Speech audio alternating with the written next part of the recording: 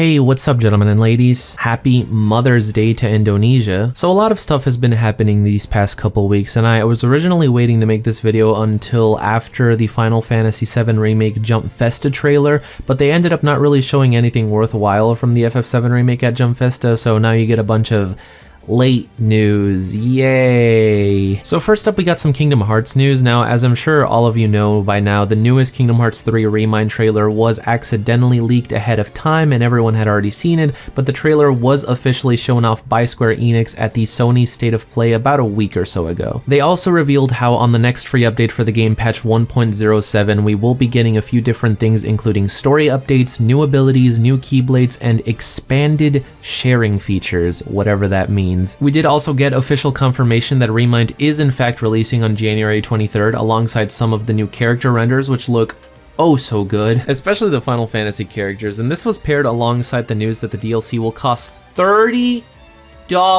I'm gonna let that sink in for a bit. $30.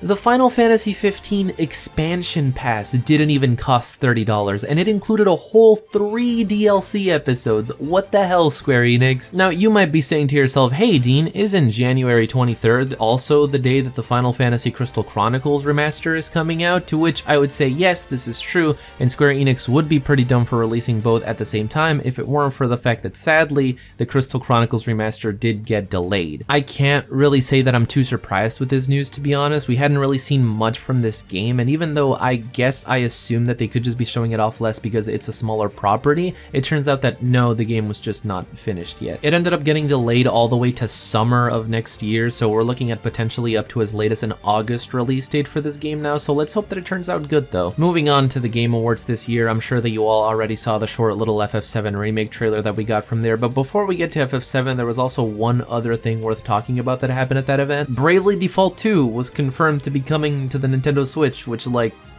what? Now look, I'm not like a Bravely Default mega fan. I actually just bought the 2 3DS games not that long ago, and I haven't gotten a full chance to go through them yet, but is it just me or did they miscount? I thought that Bravely Second was supposed to be Bravely Default 2, and then the next one after that would be like Bravely Third or something. Why did we get Bravely Default, Bravely Second, and then Bravely Default 2, that's just confusing. But anyways, apparently the original team that made the older games will be working on this one alongside the team that did Octopath Traveler, which is a plus in my eyes because what I've played from that game has been nothing short of amazing. So I'm personally looking forward to finding out more about this game, and hey, maybe I'll beat the other two before this one comes out, who knows. But alright, let's get to what I know you all came here for, Final Fantasy VII. Firstly, we finally got the cover art for the game, which is pretty awesome in its own right, but it also reveals in it that the PS4 exclusivity is actually only contractually obligated to be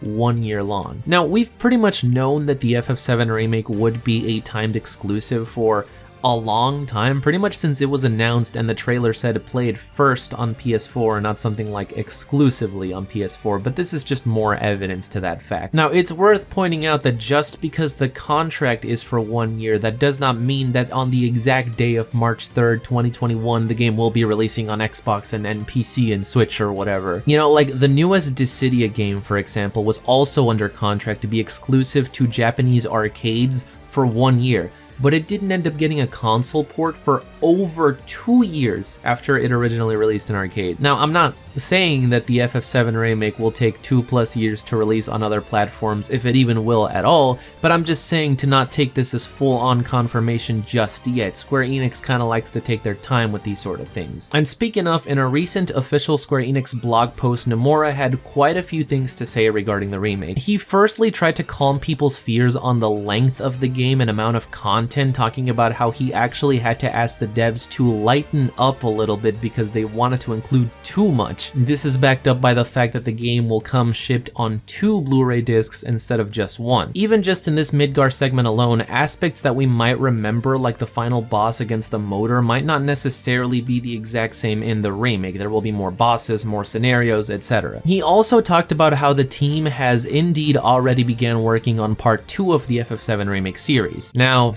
disclaimer, just because I have to say this every single time that I mention this in any video, the FF7 Remake is not episodic.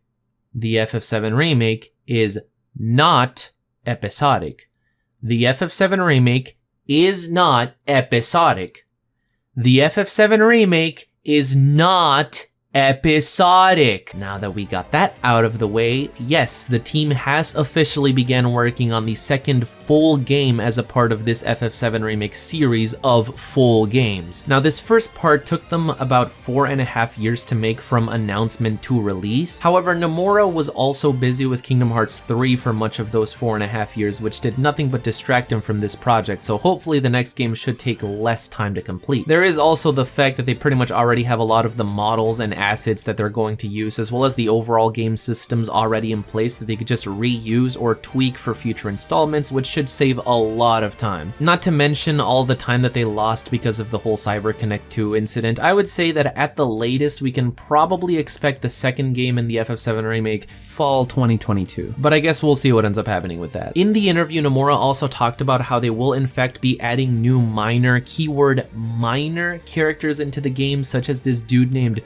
Roach? I think that's how you're supposed to pronounce it, but anyways, we've seen him in a few of the trailers and he's a new third-class soldier character, and we got a render for him as well as one for President Shinra and Heidegger, and they all look really great if you ask me personally. But yeah, that's pretty much all of the FF news that we got left in us for 2019. Guys, it's been a wonderful 5 years for me here on YouTube, and I wanted to take some time right before we enter the new decade to tell you guys a little tiny bit about the channel. Now, don't worry, I'm gonna try to not drag this on too much. So yes, this will in fact be my last video of 2019. I'm sorry guys, there will sadly be no Christmas special this year. For those of you that saw my Christmas special last year on Kingdom Hearts, it released exactly a year ago as of the uploading of this video, and to this day, it still remains my favorite video that I have ever done. So if you have not checked it out, I cannot recommend it enough. It's called How Dean Weiss Stole Christmas. But sadly this year I did not have enough time to make a Christmas special, and this was purely my fault. Bad time management, procrastination, etc. I had a plan and part of a script for the video ready, but that's sadly gonna have to wait until a future year now. And I'm gonna be honest guys, 2019 in my personal life has probably been my best year so far. I've gotten a lot done, and I can honestly look back at 2019 and say that I sent the decade off with a bang in a lot of things that I'm really proud of. However, I cannot honestly say the same for my channel this past year. It felt like every few months I would have a new direction that I wanted to take the channel in, and I'd keep trying to find new ways to implement different types of videos and stuff, and overall it was just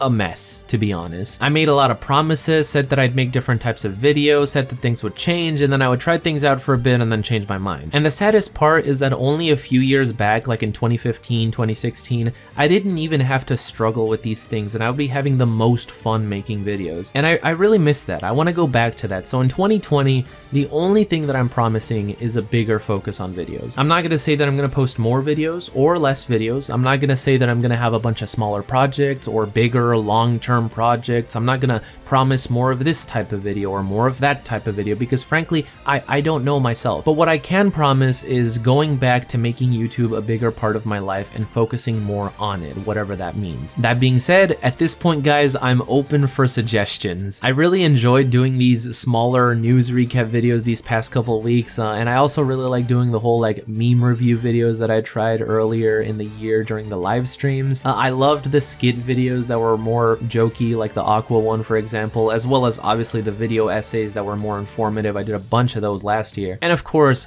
my retrospectives, which are probably my favorite videos that I do here on the channel. These are all types of videos that I really enjoy making and that I just want to make more of, really, is what it comes down to. So if you guys have anything that you would like to see from the channel, just let me know in the comments, because at this point I'm open for anything. I just want to get back in the groove of making content. So with that, I guess that I will leave you guys, since I promised to not try to make this too long. Either way though, that is all that I have for you guys today. I hope that you guys enjoyed. If you did, be sure to blitz that like button, subscribe, and as always, stay tuned, Kupo. I will see you all in 2020.